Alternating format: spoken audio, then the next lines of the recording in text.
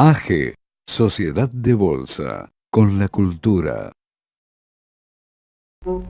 Plus Ultra, un remanso en el corazón de la City. Plus Ultra, confitería, restó, bar. Reconquista y Lavalle, Buenos Aires. Federación Argentina de Cooperativas de Crédito Limitada, bregando por el reconocimiento del cooperativismo de crédito como instrumento de desarrollo económico y social de vastos sectores de actividad. Cooperativa de Vivienda, Crédito y Consumo Amigal Limitada, comprometida con el desarrollo económico, cultural y social de sus asociados. Fincredit Limitada, Cooperativa de Crédito, Consumo y Vivienda, junto a sus asociados en su desarrollo social y cultural.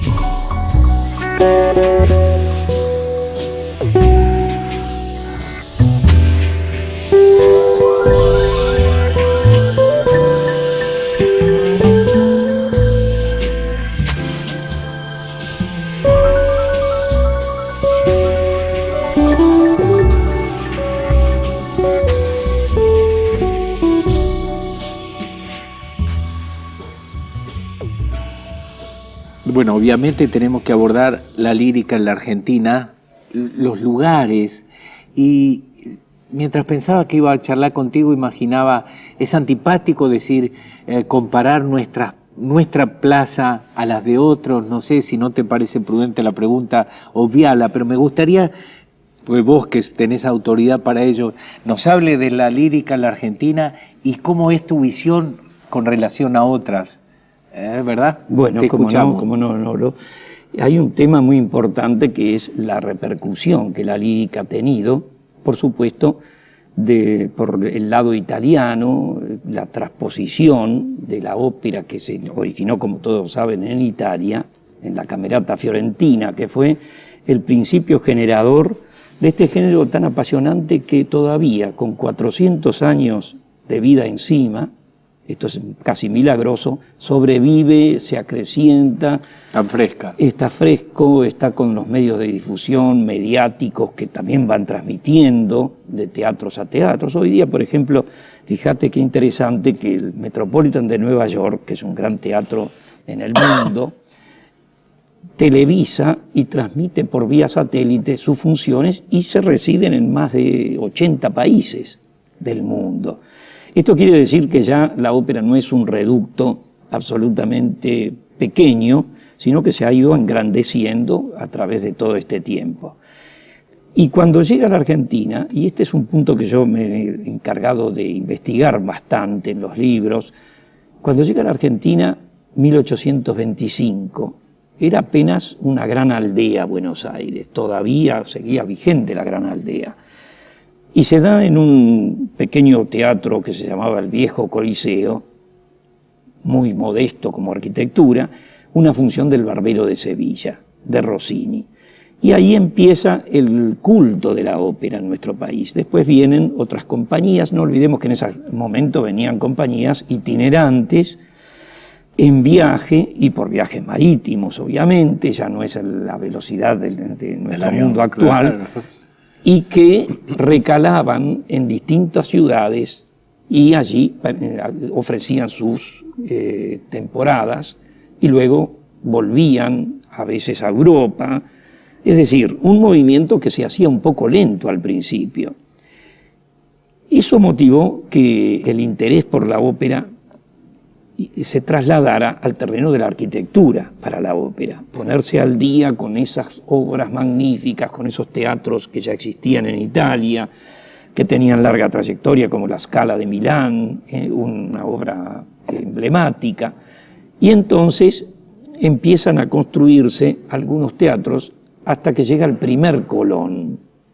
¿Dónde estaba el primer Colón? Esto los oyentes lo pueden, y televidentes lo pueden verificar, recordando que en el solar de la Plaza de Mayo, donde hoy está la Casa Central del Banco de la Nación, ahí estaba el primer Teatro Colón. Y ese primer Colón fue construido y diseñado por Charles Pellegrini, que era ingeniero, y era el padre de Carlos Pellegrini, el presidente. Así que son anécdotas que se van concatenando, ¿no? Tal cual. ¿No? Y bueno, ese primer Colón duró 30 años, muy activo, se inauguró con la Traviata, con mucha pompa. Allí se ubicaban los taxis de la época, que eran nuestros viejos Mateos. Bajaba el público, toda la mejor ámbito de la sociedad estaba condensada en esa gran obra. Pero la ciudad tiene sus curiosidades y sus costumbres también, ¿no? El público dejó de trasladarse a esa zona porque parecía un poco lejano. No olvidemos que ese solar era el Hueco de las Ánimas, así llamado, un lugar, un baldío, impenetrable, desagradable también. Y el público, cuando fundan un teatro, un particular de apellido Cano, funda la Vieja Ópera de Buenos Aires, en el mismo solar de la calle Corrientes, en que hoy está el Cine Teatro Ópera.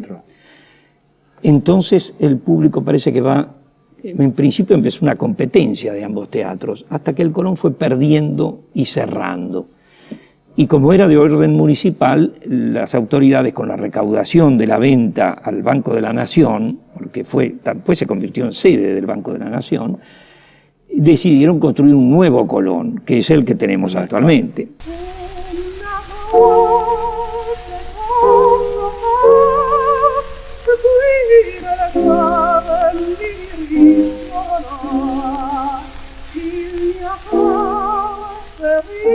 Y este Teatro de la Ópera también tiene una trayectoria muy valiosa, porque allí empezaron a llegar los grandes monstruos de la lírica, como el famoso Caruso, Enrico Caruso, el gran tenor. Empezaron a llegar grandes cantantes, directores de orquesta como Toscanini, el gran director de Parma, de la misma tierra de Verdi, y así sucesivamente. Es decir que se convirtió en primer teatro de la ciudad, hasta que llega el Colón, se inaugura, después de largas vicisitudes de una construcción de 20 años, y retomar el cetro, digamos. Retoma el cetro hasta la actualidad, obviamente, como el primer teatro y gran vidriera de nuestra ciudad en esa materia. Pero volviéndolo a tu pregunta original, que la recuerdo bien, claro, el nivel alcanzado fue comparable a grandes teatros europeos. Y generalmente los italianos, los franceses, como la Gran Ópera de París. Cuando entramos al Colón actual vemos un gran foyer, el Salón Dorado, sí, que es poco menos que una réplica con ciertas licencias del gran foyer de la Ópera de París. Entonces todo ese mundo de la arquitectura, digamos, italiana original por las formas de la sala en herradura, pero también francesa por el busto, por el bouquet, digamos así, empezó a cundir y a hacer de la ópera un espectáculo social y cultural de primerísimo orden. Y lógicamente en el interior también han crecido teatros. Y esto es interesante porque Rosario tiene el Teatro El Círculo, Córdoba tiene el Teatro Libertador, que era el viejo Rivera Indarte. Hay teatros en Mendoza, en Tucumán, en la provincia de Entre Ríos, en Bahía Blanca, y hasta en muy curioso Teatro de San Nicolás de los Arroyos, que es una sala sorprendente. A mí me ha tocado dar alguna charla, una conferencia en esa sala con cantantes que ilustraban, y realmente uno dice, en aquella época de principio del siglo XX, porque tiene la misma edad que el Colón actual, este teatro era demasiado para esa ciudad. Y así es, aparecen las viejas fotos como una mole imponente, y diríamos que todo el pueblo podía caber, metafóricamente hablando, claro, en el Teatro de San Nicolás. Así que mirá qué interesante todo este proceso tan llamativo de estos teatros.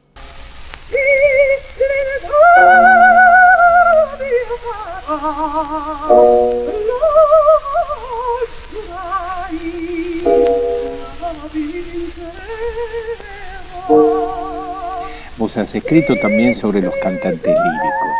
Yo, bueno, abundo la canción popular, yo canto tango. Bien. Y entonces me dije para mí, creo que no es muy original lo que digo, que ese gesto ya pasado ahora, pero que es reciente a la postre, de los tres tenores, esto que se ha volcado de modo tan popular, me pareció un gesto harto oportuno, quiero decir, para los que nos frecuentamos el teatro lírico. Eso me pareció muy auspicioso. ¿Vos compartís ese juicio? Por supuesto, porque estas grandes figuras fueron quitando la ópera de su recinto original y llevando hacia las masas populares, hasta una medida muy importante. Pero fíjate vos que no son los primeros en hacerlo, porque el gran Caruso llegó a cantar, por ejemplo, en México, en una plaza de toros mexicana, con una enorme audiencia y sin micrófono en esa época. Caramba, mira. Lo que hablaba de la voz del gran tenor napolitano, ¿no? ¿Será? Y así, Beniamino Gilli, otra de las grandes figuras, hacía muchos conciertos. Pero claro, después vino esta asociación de grandes tenores de nuestra época, que le dio todavía un rango más mediático, más universalista, porque justamente se televisaba a todos los países, y hoy día que contamos con esos medios, lógicamente se ayuda mucho más. Claro. Pero creo que siempre ha sido una táctica buscada por las grandes figuras. Y por eso traigo la rememoración de cómo Caruso también lo hacía, y porque encontraban que la ópera debía llegar más allá a otros estamentos, otras posibilidades también del público. Sí. Y creo que sí. Sí, a mí me pareció un gesto muy feliz, porque además tengo para mí lo que podría aplicar para otros órdenes, ¿no? Es común oír de los mediocres, y yo también me incluyo entre ellos, no es que estoy apartándome y tomando distancia, no. Digo, en la mediocridad suele decirse, no, la gente no quiere esto, a la gente hay que darle lo que le gusta. Pues yo no creo en eso, yo creo que cuanto más podemos cultivarnos, cuanto más podemos crecer, que no significa poner una velita más en la torta, y además, finalmente, todo es disciplina, ¿verdad?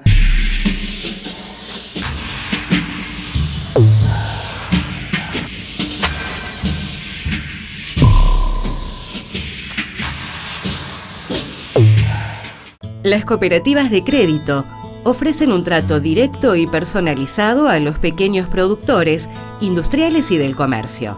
Es un mensaje de la Federación Argentina de Cooperativas de Crédito Limitada y sus asociadas. Cooperativa de Vivienda, Crédito y Consumo Amigal Limitada, comprometida con el desarrollo económico, cultural y social de sus asociados. Fincredit Limitada, Cooperativa de Crédito, Consumo y Vivienda, junto a sus asociados en su desarrollo social y cultural. Cooperativa de Crédito La Plata Limitada, apoyando el desarrollo y consolidación de sus asociados. Cooperativa de Crédito y Vivienda Unicred Limitada, desde 1989, brindando servicios eficientes, seguros y adecuados a las necesidades de sus asociados. Las cooperativas son organizaciones voluntarias abiertas para todas aquellas personas dispuestas a utilizar sus servicios y dispuestas a aceptar las responsabilidades que conlleva la membresía, sin discriminación de género, raza, clase social, posición política o religiosa.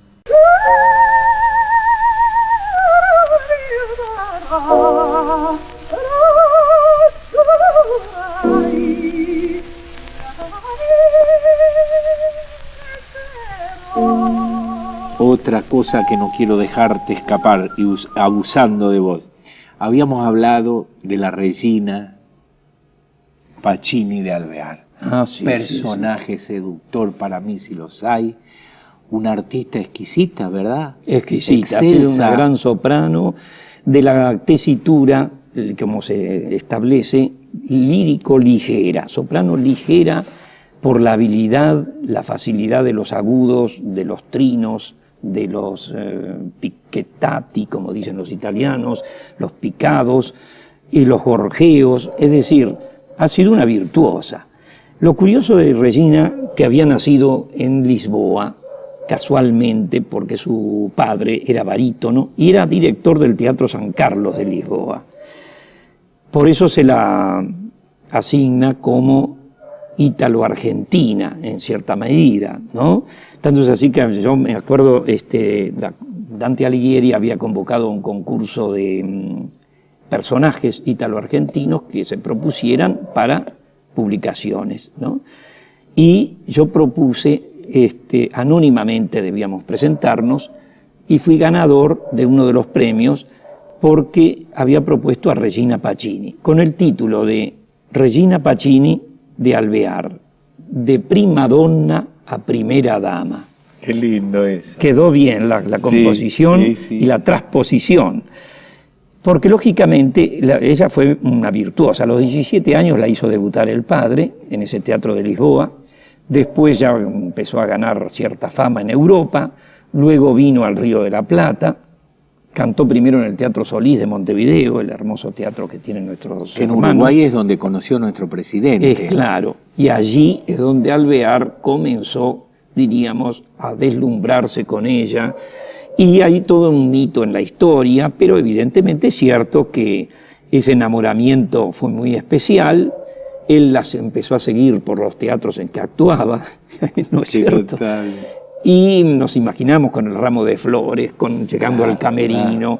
Bueno, todo ese mito y esa órbita tan curiosa se dio en esa relación. Y luego viene el casamiento. Y ahí viene también, curiosamente, el retiro, el sacrificio de una carrera. No, esto iba a decir, qué historia de amor, Una a la historia, par del claro, artista, ¿no?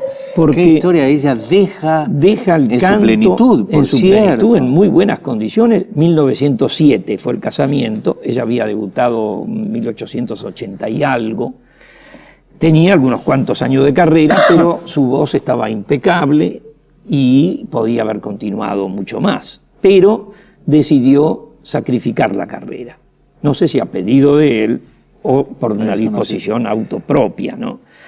Quiere decir que de alguna manera fue algo curioso y al mismo tiempo novelesco. Luego fueron a vivir a París y después terminó con la, digamos, elección de Alvear por el año 22, como presidente de los argentinos. Terminó siendo la primera dama. Y ahí empieza otra labor.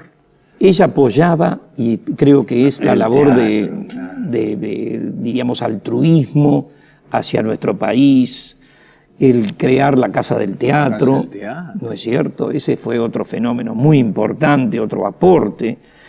Y vivir una vida sencilla, recoleta, en su casa de Don Torcuato, donde falleció a los 90 y tantos años, en la década del 60. Y fíjate, perdón. No, decía que ha sido sin duda una figura muy relevante y que nosotros le debemos ese doble cariz que justamente se encuentra. Hasta se me ocurre decir, despreciar, por decirlo de algún modo, ¿no?, la vanidad social que podía significar ser la primera dama, por supuesto, caramba. por supuesto. Y sin embargo ella, de algún modo, sin ser protagonista, seguir habitando el arte desde el altruismo, esto que propone. Me parece magnífico, yo soy un admirador.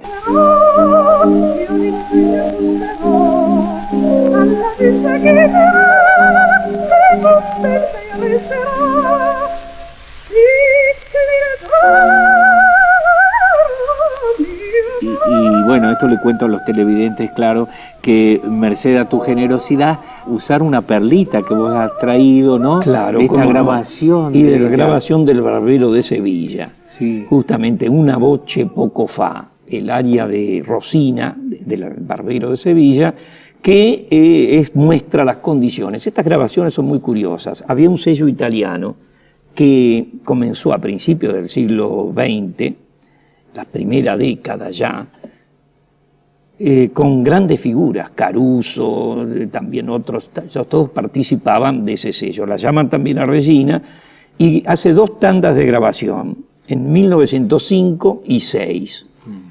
Anterior una de ellas al retiro. Y ¿cómo se grababa? Era la época acústica de grabación. Entonces el cantante se instalaba frente a una bocina que transmitía el sonido hacia el surco donde iba quedando inscripta la grabación. Esos discos, yo tengo unos cuantos en mi colección, eran de un solo lado en muchos casos, de una sola cara, de pasta y de 78 revoluciones. Sí. Y claro, eran los típicos de la época, había que tocarlos con el fonógrafo, evidentemente. Y qué notable cómo el artista perdura a través de eso. Por eso quiero aclarar esto, mientras el público que nos va siguiendo escucha esa voz magnífica, registrada de esa manera un poquito precaria si la entendemos a los ojos de hoy, ¿no? Claro, hoy tenemos una tecnología de audio absolutamente perfeccionista y muy completa, pero en ese momento eran los recursos que existían. Y muchos, por eso el famoso Caruso fue el tenor más exitoso de la época, por supuesto, en materia de grabaciones. Vendió cualquier cantidad para el sello Víctor de Estados Unidos. Pero digo, esas antigüedades tienen cosas para contarnos, ¿no? Siempre digo, yo tengo una vitrola Víctor a cuerda, de pie, cuyo volumen son las puertecillas que se abren y las otras para guardar los discos de pasta, por supuesto. Entonces digo, el equipo moderno tal y cual, vos lo compras acá en la esquina, es un pedazo de plástico ahí, ¿verdad? Pero aquellos tienen historias para contarte. Basta tener la sensibilidad y el oído para escucharlas, ¿no? Claro, yo siempre tengo el recuerdo en mis primeros años de radio, de los muchos que he hecho en Radio Nacional y otras emisoras, en el estudio viejo de Nacional, en la calle Ayacucho. Fíjate qué curioso, todavía se podían llevar discos de pasta. Pero ¿qué hacían los operadores? Porque el pick-up era muy diferente, mucho más liviano. Entonces me decía, mire, le pongo unas monedas encima para que el peso del pick-up y la púa interesara el fondo del surco y de esa manera poder hacer el registro. Y salían bastante bien, realmente. Recurso argentino, diría yo, ¿no? Claro que sí.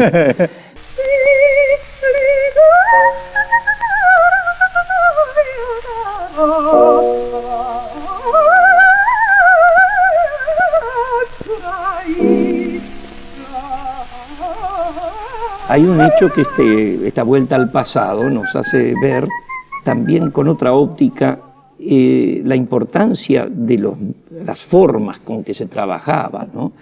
Esos recursos, quizá hoy nos parezcan un poco infantiles o más elementales, pero no, eran en su momento de la última palabra de la época. Esas pastillas había que conseguirlas, a veces las más perfectas y precisas para reproducción, ¿no? Claro. Entonces yo me he preguntado en mi análisis también acá de los cantantes líricos, qué pena aquel que no pudo grabar.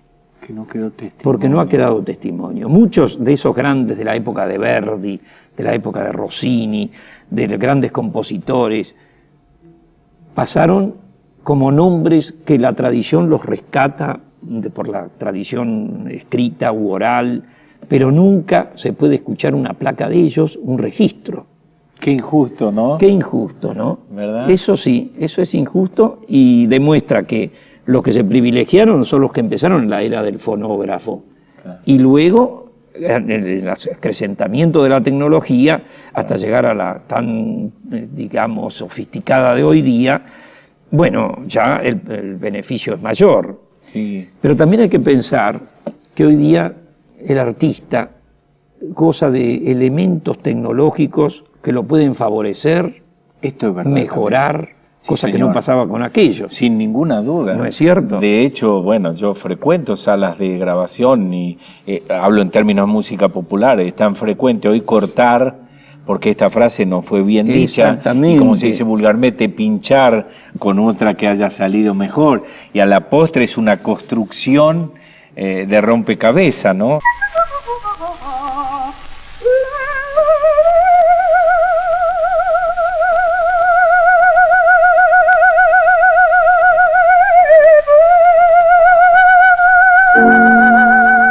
Bueno, yo me voy a ir ahora, no porque quiera, pero hay que terminar en algún momento, y este último minuto te lo voy a dejar a vos para que hables contigo. Bueno, cómo no, yo simplemente quiero reflejar a todos los oyentes y televidentes un hecho que es fundamental, la importancia que reviste el arte lírico y su perdurabilidad.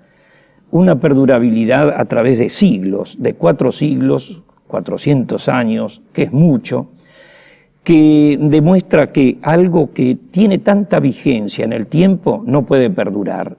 Y en una oportunidad le preguntaba a un gran maestro, Giancarlo Menotti, un compositor más moderno del siglo XX, en una entrevista que le hice, ¿qué esperaba de la ópera para el futuro?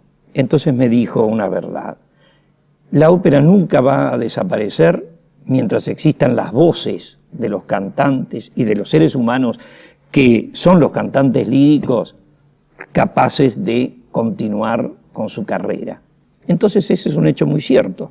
No va a desaparecer la ópera, como no va a desaparecer la cinematografía, como no va a desaparecer el teatro, que son géneros vigentes, perdurables de toda la existencia. Así que este es mi pequeño mensaje y creo que todos aquellos que aún no se han acercado, que lo hagan, porque va a ser un hecho fundamental para su cultivo, para su experiencia en la vida, el continuar y dar un paso más en el adelantándose a este género tan apasionante.